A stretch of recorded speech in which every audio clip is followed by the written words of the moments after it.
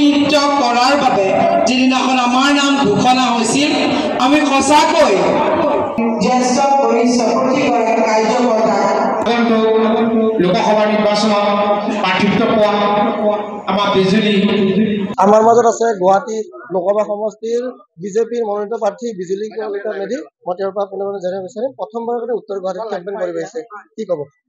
আচলতে কেম্পেইন বুলি নহয়, আমাৰ যিসকল কাৰ্যকৰ্তা আছে তেখেতসকলক লগ পাবলৈ আহিছো। কাৰণ যিহেতু আপোনালোকে জানে যে আমিও এগৰাকী দলৰ কাৰ্যকৰ্তা আৰু দলে আমাক এই গুৰু দায়িত্ব প্ৰদান কৰিছে, গতিকে আহি আমি প্ৰতিগৰাকী মণ্ডলৰ কাৰ্যকৰ্তাক লগ পাইছো। আৰু আমাৰ গুৱাহাটী লোকসভা সমষ্টিৰ ৩২টা মণ্ডলৰ ভিতৰত আমি প্ৰতিটো মণ্ডলতে গৈ আমাৰ এই কাৰ্যকৰ্তাসকলক আমি লগ পাইছো।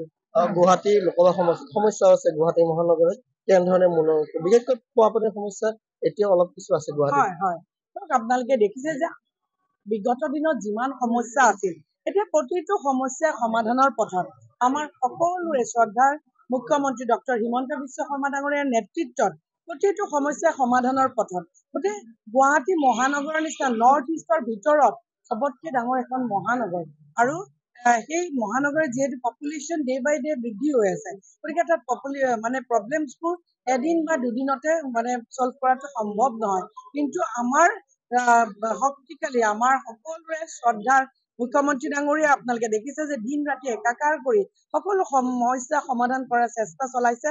আগন্তুক দিনত বহুত কম সময়তে আপোনালোকে প্ৰতিটো সমস্যা সমাধান হোৱা দেখা পাব। আৰু আমাৰ ফালৰ পৰাও যদি আমাক ভগৱন্ত প্ৰভুৱে আৰু ৰাইজৰ সহযোগিতাত যদি আমি গৈ আমি সংসদৰ মজিয়াত যদি বহিব পাওঁ, তেতিয়াহ'লে নিশ্চয় আমিও সেই সমস্যা সমাধানৰ ক্ষেত্ৰত আমাৰো অৰিহণা আগবঢ়াম। বিৰোধী এতিয়ালৈ নাম ঘোষণা কৰা নাই, আপুনি বিৰোধী আছে বুলি ভাবেনে? নহয়, চাওক, মই তেনেকুৱা ধৰণৰ কথা কেতিয়াও নকওঁ যে বিৰোধীটো আচলতে থকাটো প্ৰয়োজন। গণতন্ত্ৰত বিৰোধী নথকাটো সেইটো এটা ভাল কথা নহয়, কিন্তু বিৰোধীৰ নিজৰ তেওঁলোকৰ যি কৰ্ম কাণ্ড তাৰ বাবে আজি তেওঁলোক মানুহৰ মানস পথত নাইকিয়া হৈছে। গতিকে সেইটো তেওঁলোকৰ দুৰ্ভাগ্য। কংগ্ৰেছৰ মনোনীত প্ৰাৰ্থী মীৰা বৰঠাকুৰৰ নামটো ঘোষণা হোৱা নাই যদিও তেওঁ ইতিমধ্যে প্ৰচাৰ চলাইছে। মীৰা বৰঠাকুৰ হিচাপে কি ক'ব? কাৰণ যিহেতু পূৰ্বতে তেওঁ বিজেপিত আছিল। মই তেওঁৰ বিষয়ে একো নকওঁ, তেওঁ সুধিব। মই তেওঁৰ বিষয়ে একো নকওঁ, কাৰণ বিৰোধীয়ে কাক প্ৰক্ষেপ কৰে সেইটো মোৰ ৰিচাৰ্চৰ বিষয় নহয়। বিৰোধীয়ে কাক প্ৰক্ষেপ কৰে সেইটো বিৰোধীয়ে জানিব।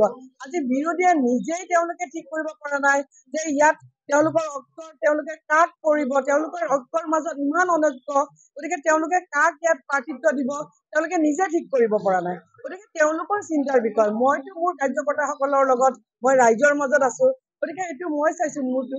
নিশ্চয়কৈ ধন্যবাদ আৰু পুনৰবাৰ মই কৈছো উত্তৰ গুৱাহাটীত প্ৰথমবাৰৰ কাৰণে এনেধৰণে বিজেপি মনোনীত প্ৰাৰ্থী আহিছে প্ৰচাৰ চলাবলৈ।